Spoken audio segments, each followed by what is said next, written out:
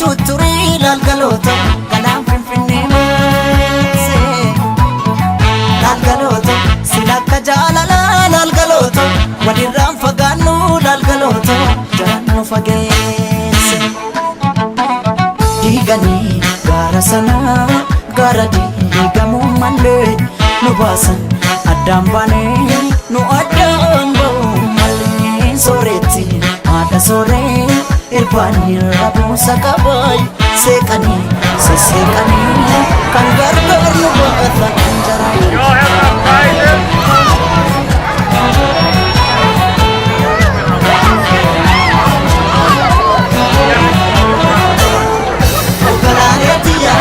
Otiyo na pandida dadida harkotaki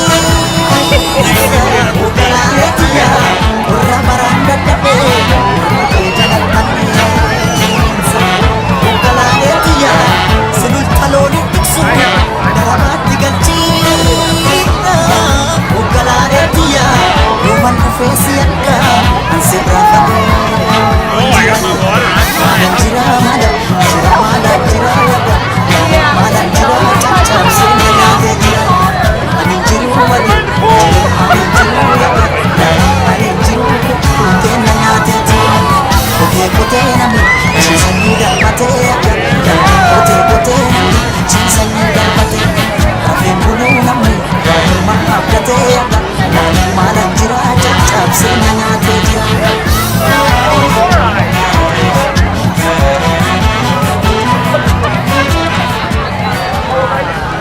በዚህ ሳምንት ቦስተን ሁለት ሰላማዊ ሰልፎችን አስተናግዳለች። ባለፈው አርብ ጁላይ 24 ቀን 2020 በቦስተን ስቴት ሃውስ ፊት ለፊት የተደረገው ሰልፍ የኢትዮጵያዊነት ከዘር በላይ ነው በሚል መርህ ሲሆን የዶክተር አብይ መንግስትን ለመደገፍ የንጹሃን ኢትዮጵያውያንን ጭፍጨፋ ለማውገዝ እንዲሁም መንግስት ወንጀለኞችን አድኖ ለፍርድ ለማቅረብ የሚያደርገውን ጥረት እንዲገፋበት ነበር የተጠራው። ሰላማዊ ሰልፉ እጅግ ባማረ የኢትዮጵያዊነት መንፈስ ብዛት ያለው ህዝብ በተገኘበት ከልጅ እስከ አዋቂ በተሳተፈበት መልኩ ተካሂዷል።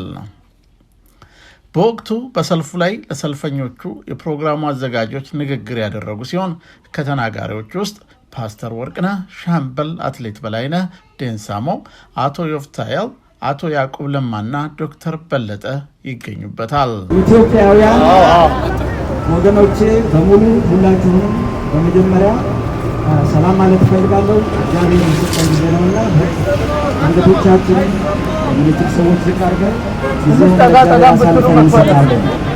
እግዚአብሔር አምላካችን ሆይ እናመሰግናለን። በዚህ ስፍራ ስለሰበሰብከን በእምነት ሁሉ እግዚአብሔር ሆይ ከተለያየ አቅጣጫ ያሉ ሰዎች በእንደዚህ አይነት ህብረት ስላመጣህን እናመሰግናለን። በምድራችን እግዚአብሔር የሚሆነውን ነገር አይተን ደግሞ ድምፅ እንድንሆናቸው በዚህ ቦታ ላይ ስለሰበሰብከን እናመሰግናለን። ጊዜያችንን ባርክልን በጌታችን በአምላካችን በኢየሱስ ክርስቶስ ታላቅ ስም አሜን። እግዚአብሔር የተመሰገነ ይሁን። አንድ ነገር መናገር ነው የምፈልገው። እግዚአብሔር ይመስገን በተለያየ አይነት መንገድ በምድራችን ውስጥ የሚሆነውን ነገር ሰምተናል። ሁላችንም ህይወታቸውን በግፍ ላጡ ወገኖቻችን በሙሉ ሁላችንም የህሊና ጸሎት አንዲት ደቂቃ እንድናደርግ ላሳስባችሁ እፈልጋለሁ። አንዲት ደቂቃ አሰጣችኋለሁ።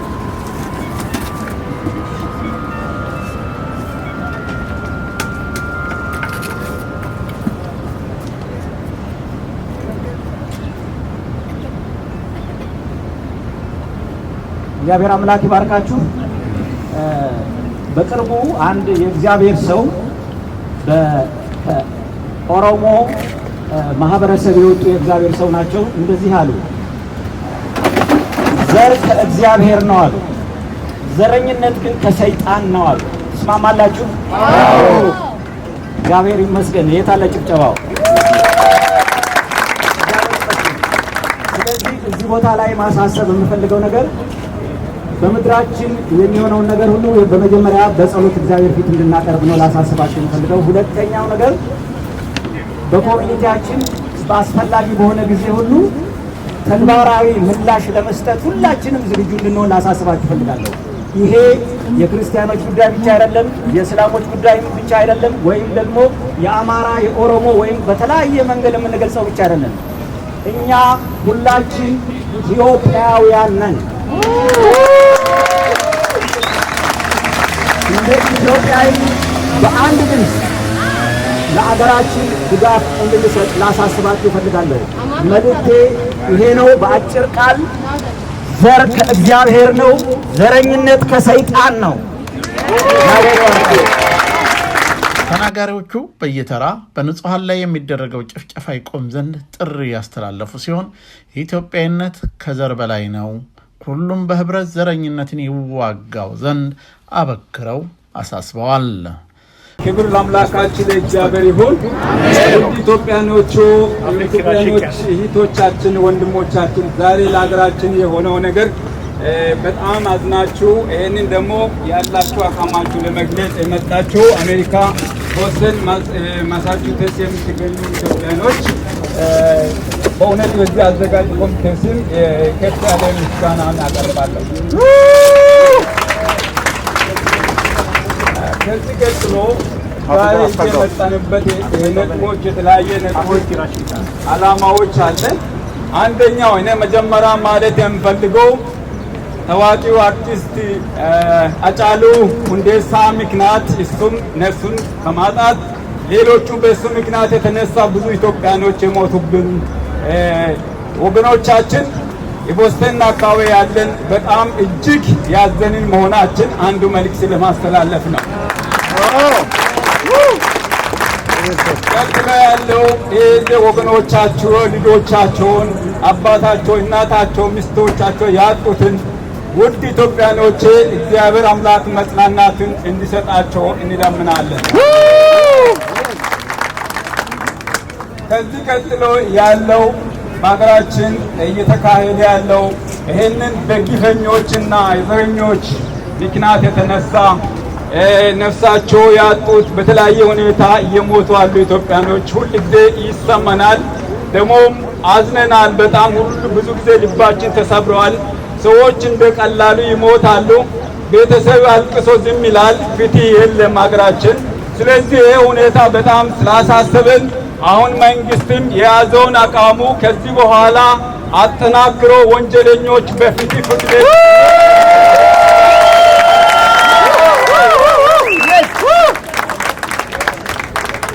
ስለዚህ ከዚህ ቀጥሎ ማለት የምፈልገው በተለይ ከምንም በላይ በሀገር ውስጥም በውጭ ሀገር ያላችሁ ኢትዮጵያኖች በምንም ሁኔታ ፍትህ ኢትዮጵያ ጠንካራ ፍትህ መሆን እንደሚያስፈልግ ነው እኔ በኔ እየተረዳሁት። ስለዚህ ብዙ ዘመናት ሆኗል። ፍትህ በኩል ድካም ይታያል። የሚታይበት ምክንያቶች ሊኖር ይችላል። በፖለቲካሊ በዚህ በነበረው ሁኔታ ስርዓት ሊሆን ይችላል። ከዚህ በኋላ የተማራችሁ ህግ ሙያ ያላችሁ በአገር ውስጥም ያላችሁ በዓለም ዙሪያ ያላችሁ ከዚህ በኋላ ፍትህም ስራውን ጀምሯል። በሳይንሳዊ በቴክኖሎጂ ወንጀለኞችን እስከ መንግስት ባለስልጣኖችም ቢሆን በህግ ቢባልጉ ግፍና ስርዓቱ የሚሰሩ ከሆነ ፍትህ በየትኛው ሁኔታ አስፈላጊውን ተገቢ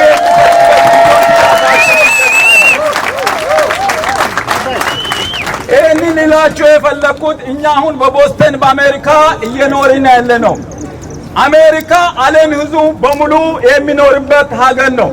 ስለዚህ ህግ ስለሚከበር ሁሉ ዓለም የተሰባሰበው ህዝብ ተከባብሮ ስርዓቱን ጠብቆ ይኖራል። ማንም በሀገራችን ማንም ይሁን የትኛው መሪም ይሁን ማንም ከህግ በታች እንጂ ከህግ በላይ ሊሆን አይችልም።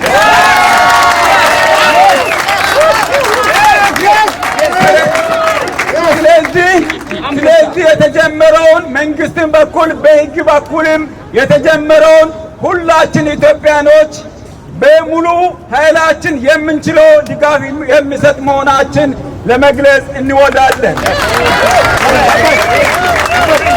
እግዚአብሔር አምላክ ኢትዮጵያ ህዝብን ይባርክ። ከሁሉ በላይ አሁን ደግሞ በዚህ ወቅቱ በሐዘኑ ጊዜ በተለያየ ሁኔታ ኢትዮጵያኖች ብዙ ጠላቶች ይበልጥ በውስጥ ያለው ጠላቶች ያለባት ሀገር ናት። ከራሳ የተወለዱ ሰዎች ለኢትዮጵያ ጠላት የሆነባት ሀገር ናት። ለጠላቶቹ በዙሪያ ላሉትም እንድንመቻች እያደረገ ስራ እየሰሩ ያሉ አሉ። ይህንንም ደግሞ አጠናክሮ መንግስት ቀጥሏል። ስለዚህ ያ ሁሉም ያደረገው ፍትህን የሚያገኝበት ጊዜ ሩቅ አይደለም። ግን እኔ እዚህ ያላችሁ ኢትዮጵያኖች ልላችሁ የምፈልገው በዚህ ታላቁ ግድብ በኢትዮጵያ ጊዮን ይላል መጽሐፍ ቅዱስ ዘፍጥረት ምዕራፍ 2:13 ላይ ይህ ጊዮን ወንዝ ኢትዮጵያ ምድር ይከባል እንጂ ለግብፅ ለሱዳን የትኛም የሚል የለውም። ስለዚህ ታሪካዊ የሆነው ዘመናት ሳይገደብ የነበረው አሁን ተገደበውን ግድቡ ክርክሩም እያለ የምንለምነው የሚጮኸው አምላክ እግዚአብሔር የመጀመሪያ ደረጃ ያለምንም እንከን በመሙላቱ ሁላችሁ እንኳን ደስ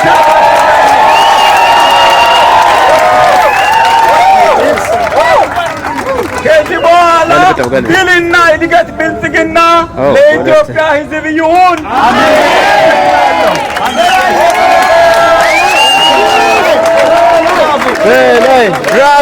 ብራቮ በላይ። በተጨማሪም የአብይ መንግስት የሚያደርገውን ህግ የማስከበር ሂደት እየወሰደ ያለውን እርምጃ ሙሉ ለሙሉ እንደሚደግፉ የገለጹ ሲሆን የቦስተንና አካባቢውን ነዋሪም ልዩነቶቹን አቻችሎ እንዲህ በህብረት ሲሰራ እንደሚያምርበትም አሳስበዋል። My name is Yoftahe from Boston, Massachusetts. All what I want to say is like right now there are two groups. One is saying I'm Ethiopian, another one is saying I'm not. We're not here to force anyone to be Ethiopians. Ethiopia by itself can stand by itself. We'll always be Ethiopians. It doesn't matter who says it, doesn't say it. We're always going to be Ethiopians. So it doesn't depend on few people who say I'm not Ethiopian. I'm not here to argue with them. I'm not here to convince anybody to be Ethiopian. I know it. I am Ethiopian. I'm going to say I'm Ethiopian until I die. So my message for all of you right now, because we're all trying to say I'm Ethiopian, but I want A, B, C, D to be accomplished before I can work with each other. We have over 80 parties.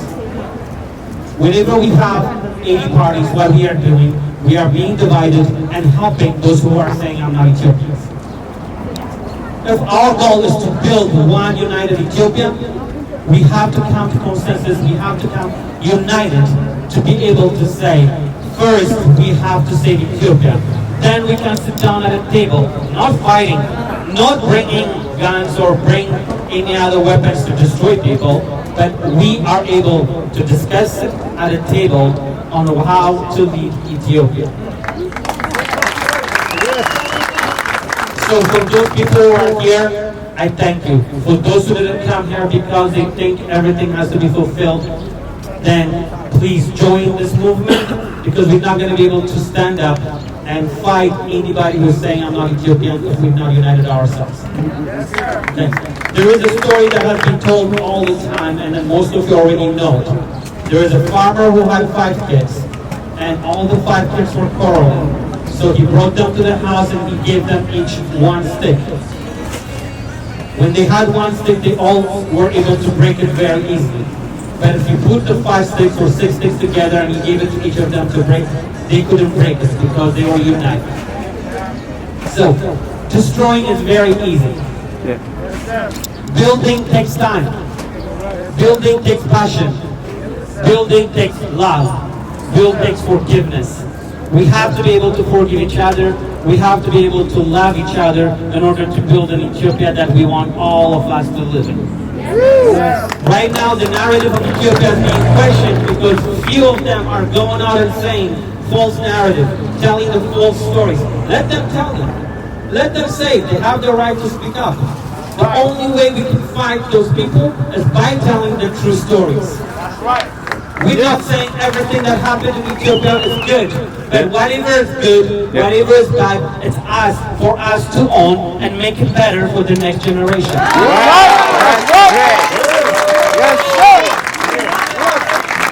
We are not here to say all the leaders, our past leaders, kings, queens, presidents did everything right. No. This is the reason we are all here. We left our country because of so many reasons. Because of political, because of death, because of poverty. We are here. But we stand as Ethiopians. So my ask for all of you is, this is the moment of social media. If you come in here and saying I'm an Ethiopian, if you're coming here and saying I'm an American Ethiopian, when you go on Facebook, when we go on Twitter, there is no point of insulting someone else's. If they want to use the bad words, they want to use the killing, they want to say all things, please ignore them. You're wasting your time. You will never able to convince anybody that says I'm not Ethiopian. There is nobody that's going to be able to convince them they think Naftanya is something bad. This is not the place. I'm not here to say Arrow is criminal. The only thing I'm saying, those criminals are going out and committing the crimes, are calling themselves Arrow, not me. So Arrow, the good ones, I talk to you right now. Arrow does not mean bad.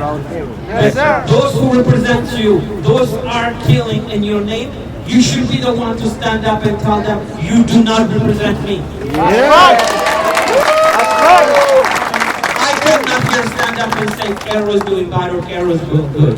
But as an Arrow person, those people who are killing under your name, please stand up and be heard and say, you are not Arrow. You are a criminal. When you kill, you don't have a name. When you kill, you don't have a religion. When you kill, you don't belong to any ethnic. You are just a murderer. Nothing else. We're not here to say Oromo's better, Amara's better. But if you're killing in the name of Oromo, other Oromos need to stand up and say, you do not represent Oromos. There are Amaras out there who are killing. They don't represent Amaras. They are just killers for their own sakes. So, right now, please make sure that you do not represent Sidwin, Besidim, Memeles, and Nichilin. Tasadavi ነው። ገዳይ ነው። አልሆነም ኢትዮጵያዊ ካለ አልሆነም እንደፈለገው በመንገዱ ይሄድ። በኢትዮጵያ ምድር ተቀምጦ ኢትዮጵያ አይደለሁም ካለ የራሱ መታለል ነው እንጂ የራሱ አይደለም። ስለዚህ መነጋገር የምንችለው አብረን ሆነን ተከባብረን የማንን ችግር አላዳምጥም ሳይሆን የተደረጉ በደሎች ካሉ በደሎቹን እኩል እንካፈል እንጂ ማን የማለት በላይ ነው ሌላው የበላይ ነው በማለት አይደለም። ስለዚህ again to summarize it, it takes time. Ethiopia will always be there.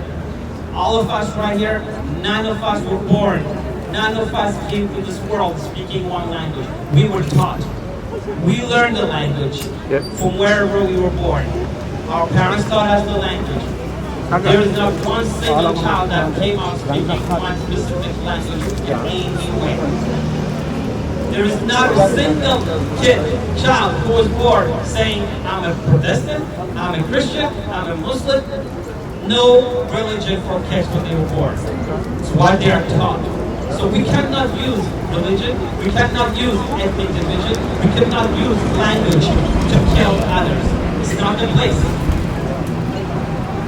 So to summarize, please do not engage in Facebook or social media with those people who are just, from what I said, they don't have anything better. That's what they do. Do not engage them. Make sure to tell them Ethiopia is one. And if you have to teach them history, teach them. Unfortunately, for some of the Kero people who have my messages, because they are learning it from one book, there's different series that we have to learn. Even for here, if I'm a Democrat or a Republican, if I hear the news only from CNN, if I tell that the truth, it's not. We need to listen to CNN. We need to listen to other news media to acknowledge there are different views.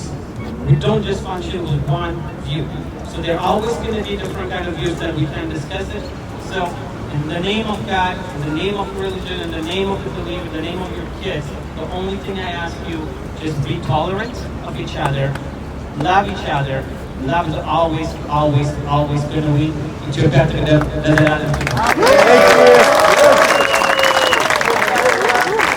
በተለይ ከወጣት ተናጋሪዋ ጸጋው እንደሰን እዚህ ሀገር ለተወለዱ ለወጣቶቹ ስለ ኢትዮጵያ ታሪክ ከፌስቡክ ላይ ከሚያነቡ በብዙ ምሁራኖች የተጻፉን ትክክለኛ ያልተዛቡ መረጃዎችን የያዙትን ስለ ኢትዮጵያ የተጻፉ ታላላቅ መጽሐፎችን በማንበብ እንዲረዱ ያሳሰበች ሲሆን በኢትዮጵያ ላይ የሚደርሰውን ግድያና መሰደድ ይቆም ዘንድ እነዚህ ወጣቶች የበኩላቸውን አስተዋጽኦ እንዲያበረክቱ ጥሪ አቅርባለች። But I have a message to express to Ethiopian youth. We need to inform ourselves before we do anything. We need to teach ourselves about our own history. We live in America, a country that has so much resources. So many professors have went to our country, done research on Lalibela. Everything in our country is in America. They have so many texts and pieces of resources that we can use to educate ourselves. But yet we're out here looking on Instagram and Facebook and taking our information from other people. We need to do research on the real history of our country. We cannot rely on each other to listen from people's opinions. That's right. This is what is creating conflict in our parents and now in us. I've lost so many friends to people who are thinking I support the death of their families. I support this, I support that. When I'm speaking a fact, written history. People are not understanding the history of their country and taking information that they get from their friends, information that they're hearing from their parents. I trust you guys to listen to your parents, but at the same time, you need to read history. Information is written down. That's right. And on top of that, apart from the youth, I want to talk to the youth of the Ethiopian Orthodox Church. So many churches, I myself am an Ethiopian Orthodox Christian. And so many churches have been burnt down in our country. The people that I talk to, nobody knows about this. Nobody is being informed about the churches that are being burnt down in their country due to this ethnic violence. This is